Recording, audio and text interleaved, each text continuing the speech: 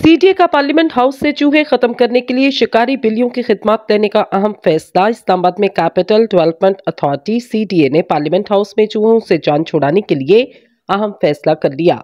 जराये के मुताबिक सीडीए ने चूहे पकड़ने के लिए शिकारी बिल्लियों की खिदमत लेने का फैसला लिया, जिसके लिए 12 लाख रुपए का बजट मुख्तस किया गया।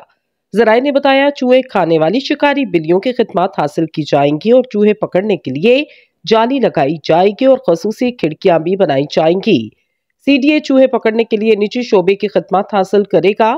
जराये का कहना, पार्लियामेंट हाउस की छतों की सीलिंग की वजह से चूहों की भरमार है। चूहे सेनेट और कौमी असम्बली के मुख्तलिफ शोबों में नुकसान पहुंचा रहे, जबकि चूहों ने पार्लियामेंट के कई दफातर में फाइलें भी कुतर दी।